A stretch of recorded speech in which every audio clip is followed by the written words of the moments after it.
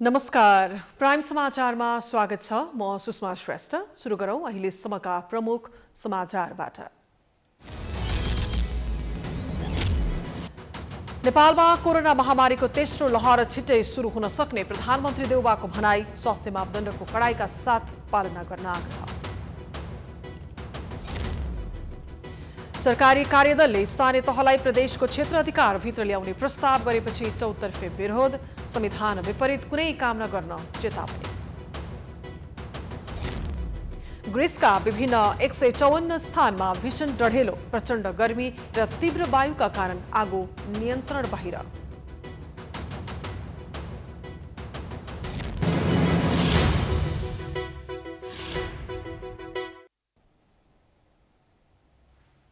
अब समाचार विस्तारमा। प्रधानमन्त्री शेरबहादुर देउवाले नेपालमा कोरोना महामारीको तेस्रो लहर छिट्टै सुरु हुने लक्षण देखिएको बताएका छन्।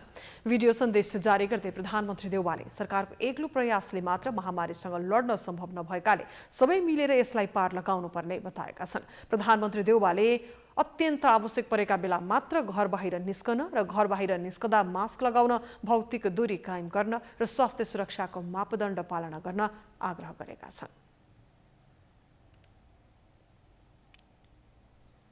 नमस्कार, तपाईँ हामी सबै अहिले कोरोना महामारीको सामना गरिरहेका छौँ। कोरोना महामारीको तेस्रो लहर नेपालमा पनि छिट्टै सुरु हुने लक्षण देखिन थालेका छन्। सरकारको एक्लो प्रयासले मात्र कोरोना महामारीसँग लड्न सम्भव छैन। हामी सबै मिलेर मात्रै यो महामारीलाई पार लगाउन सकिन्छ। यसैले म तपाईँहरूसँग आग्रह गर्दछु, अत्यन्त आवश्यक परेको बेला मात्रै बाहिर निस्कौँ। बाहिर निस्कनु अघि नाक र मुख राम्रो छोपिने गरी मास्क लगाउँ, भौतिक दूरी कायम गरौँ र बेला बेलामा साबुन पानीले हात धौँ। महामारी नियन्त्रण गर्ने प्रभावकारी माध्यम खोप रहेको भन्दै उनले खोप लगाउन जाँदा स्वास्थ्य मापदण्ड अपनाउन पनि आग्रह गरेका छन्। प्रधानमन्त्री देउवाले राजनीतिक दल, निजी क्षेत्र र गैर सरकारी संस्थाहरूलाई भिडभाड हुने गतिविधि नगर्न पनि आग्रह गरेका छन्।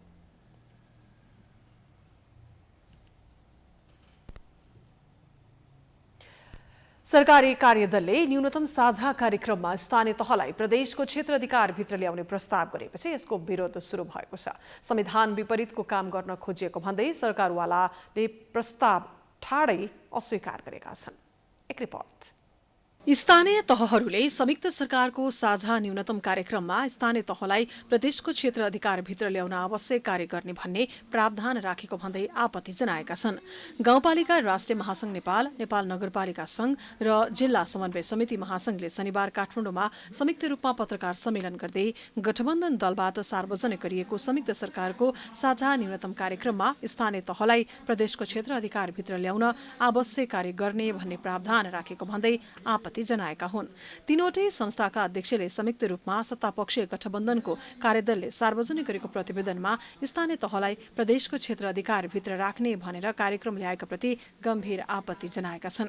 उनीहरूले लोकतन्त्रको आधार स्तम्भ रहेको स्थानीय तहको संवैधानिक अधिकार अक्षुण्ण राख्न जस्तो सुकै परिस्थितिको सामना गर्न पनि तयार रहेको भन्दै उक्त प्रावधान तत्काल हटाउन चेतावनी दिएका छन्। पत्रकार सम्मेलनमा नेपाल नगरपालिका संघका अशोक कुमार बेन्जु श्रेष्ठले जनताको नजिकमा रहेको गौरवमय इतिहास बोकेको र लोकतन्त्रको आधार स्तम्भ रहेको स्थानीय तहको संवैधानिक अधिकार अक्षुण्ण राख्न जस्तोसुकै परिस्थितिको सामना गर्न पनि तयार रहेको बताए। उनले स्थानीय तहलाई प्रदेश मातहतमा राख्ने गरी प्रावधान अथवा कार्यक्रम ल्याइनु असंवैधानिक र गलत भएको भन्दै तत्काल उक्त कदम सच्याउनको लागि पनि सत्तापक्षीय गठबन्धनलाई आग्रह गरे। आग्रह पूर्वाग्रहले स्थानीय सरकारले जनताको लागि गरिरहेको कामको जुन एउटा चाहिँ गति छ, त्यो गतिलाई चाहिँ कमजोर बनाउन खोज्नु वा जनतामा स्थानीय सरकारहरूले गरेको कामको जुन एउटा चाहिँ महत्त्वपूर्ण पक्ष छ, त्यो महत्त्वपूर्ण पक्षले नेपाली समाजमा भइरहेको आर्थिक, सामाजिक लगायतका क्षेत्रहरूमा जुन रूपान्तरणकारी भूमिका खेलिरहेको छ, त्यो कतै नेपालको विकासको एउटा अभियानलाई चाहिँ अवरुद्ध बनाउनका लागि खोजेको हो कि भन्ने हामीलाई लाग्छ। त्यस्तै गाउँपालिका राष्ट्रिय महासंघ नेपालका अध्यक्ष होमनारायण श्रेष्ठले कुनै एक तहको सरकारको कार्य सम्पादनमा प्रभावकारिता आएन भन्ने नाममा स्थानीय तह नै विघटन गर्ने मनसायले आवश्यक कार्य प्रक्रिया अगाडि बढाउने गरी संयुक्त कार्यक्रम आएको आरोप लगाए। संवैधानिक व्यवस्था अनुसार पनि स्थानीय तहलाई कुनै पनि हालतमा प्रदेशको मातहतमा राख्न नमिल्ने उनको भनाइ छ। प्रदेशलाई दिएको प्रदेशले नियन्त्रण कुन कुरामा गर्ने, प्रदेशले कुन कुरा तोक्ने, संघले कुन मापदण्ड बनाउन पर्ने भन्ने कुरा हामी श्रद्धा गर्न चाहन्छौँ, हामी सम्मान गर्न चाहन्छौँ, हामी एकदम शक्तिशाली जस्तो पालना गर्न चाहन्छौँ। नेपाली जनताले बनाएको साझा कानुनी दस्तावेज संविधानको पेरिफेरीमा त्यसको पालना गरेर हामीले हाम्रो कर्तव्य निर्वाह गर्नुपर्ने जरुरी हुन्छ। हामी त्यसको पालना गर्न चाहन्छौँ। शुक्रबार गठबन्धनमा रहेका दलका शीर्ष नेताहरूलाई बुझाइएको संयुक्त सरकारको साझा न्यूनतम कार्यक्रममा स्थानीय तहलाई प्रदेशको क्षेत्र अधिकारभित्र ल्याउन आवश्यक कार्य गर्ने उल्लेख छ। संविधान निर्माणको बेला टुङ्गिसकेको यो विषयलाई कार्यदलले आफ्नो प्रतिवेदनमा उल्लेख गरेसँगै राजनीतिक दलहरूका बीच विवाद बढ्ने आंकलन गरिएको छ।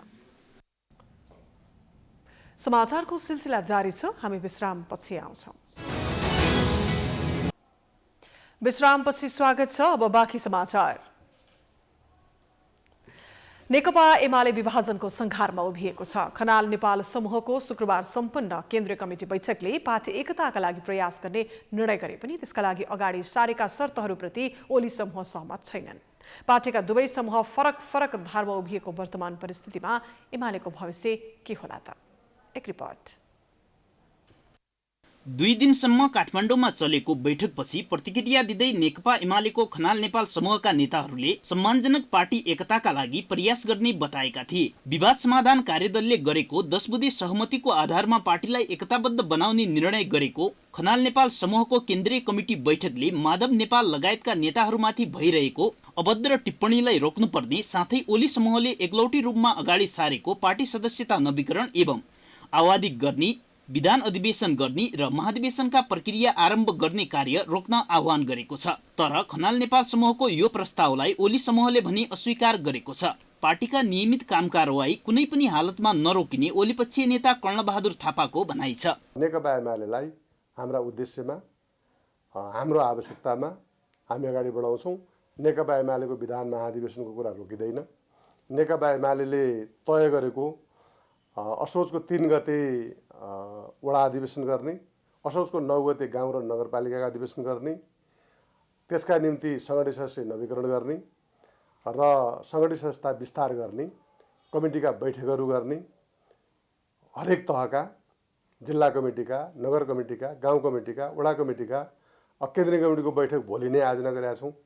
यी कुनै पनि कुराहरू रोकिँदैनन्। खनाल नेपाल समूहले सर्वोच्च अदालतको प्रतिनिधि सभा पुनर्स्थापना गर्ने निर्णयको पनि स्वागत गरेको छ। यो निर्णयको ओली समूहले विरोध गरेको थियो। पार्टी अध्यक्ष केपी ओली र खनाल नेपाल समूहका नेतृत्वकर्ता माधव नेपाल बीचको व्यक्तिगत टकराव पनि निकै बढेको कुरा, दुई नेता बीच भेटवार्तासम्म हुन नसकेको कुराबाट प्रष्ट हुन्छ। यस्तोमा खनाल नेपाल समूहभित्र पार्टी एकताको सम्भावना समाप्त भइसकेकाले 40% संख्या पुर्याएर पार्टी विभाजन गर्नुपर्छ भन्ने मत पनि जबरजस्त देखिन्छ। पार्टीलाई एकताबद्ध बनाउने नाममा धेरै समयसम्म कुर्न नसकिने खनाल नेपाल पक्षीय नेता डाक्टर विजय पौडेल बताउँछन्। अब हामीले धेरै बेर कुरेर हाम्रो शक्ति क्षीण बनाउँदै लग्यौँ भने त्यो एकताका लागि हामीलाई कसैले सोध्दैन, पुछ्दैन।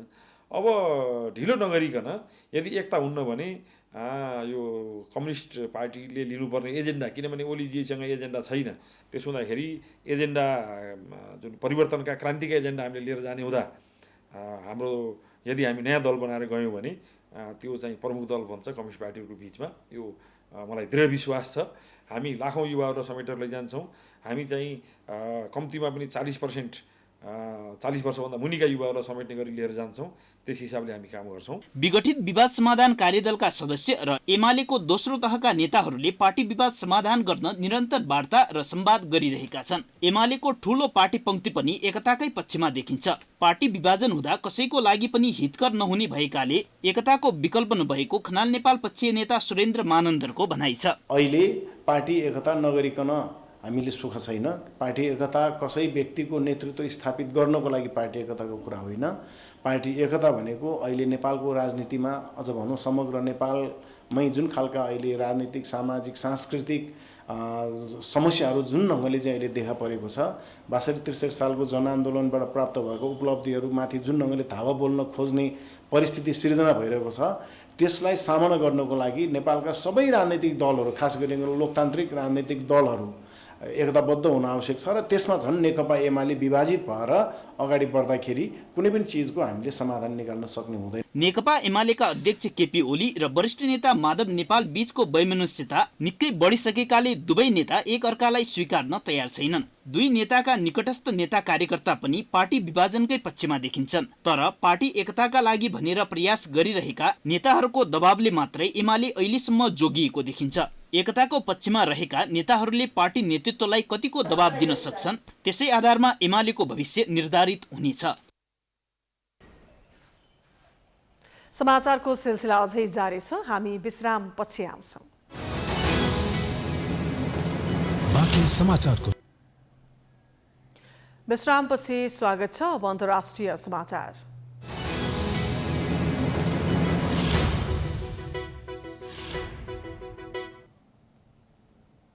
ग्रिसमा फैलिएको भीषण डढेलोका कारण 2 जनाको ज्यान गएको छ। ग्रिसका विभिन्न क्षेत्रमा केही दिनदेखि डढेलो फैलिएको छ। अनियन्त्रित डढेलो लागेका 6 क्षेत्रहरूलाई उच्च सतर्कता क्षेत्रमा राखिएको छ। एथेन्सको उत्तरी क्षेत्रमा धुवाँको मुस्लो फैलिएको छ। स्थानीय बासिन्दाहरूलाई घर छाडेर सुरक्षित स्थानमा जान भनिएको छ। आगो निभाउन खटिएका 38 वर्षका अग्नि नियन्त्रकको बिजुलीको पोलले लागेर मृत्यु भएको छ। यस्तै एथेन्स चेम्बर अफ कमर्सका अध्यक्षको पनि डढेलोमा परेर मृत्यु भएको छ। अरू 20 जना घाइते भएका छन्। ग्रिसभर अहिले 154 ठाउँमा डढेलो सक्रिय छ। अत्यधिक गर्मी तथा हावाका कारण आगो निभाउन कठिन भइरहेको ग्रिसको छिमेकी देश टर्कीमा पनि इतिहासकै गम्भीर डढेलो लागेको छ।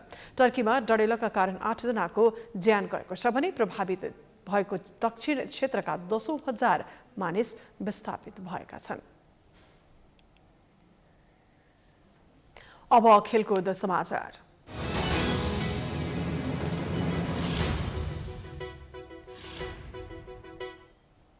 हामी समाचारको अन्त्यमा आइपुगेका छौँ। जाँदा जाँदै प्रमुख समाचार पुनः एकपटक। नेपालमा कोरोना महामारीको तेस्रो लहर छिट्टै सुरु हुन सक्ने प्रधानमन्त्री देउबाको भनाई। स्वास्थ्य मापदण्डको कडाइका साथ पालना गर्न आग्रह। सरकारी कार्यदलले स्थानीय तहलाई प्रदेशको क्षेत्र अधिकार भित्र ल्याउने प्रस्ताव गरेपछि चौतर्फी विरोध। संविधान विपरीत कुनै काम नगर्ने चेतावनी। ग्रिसका विभिन्न 154 स्थानमा भीषण डढेलो, प्रचण्ड गर्मी र तीव्र वायुका कारण आगो नियन्त्रण बाहिर।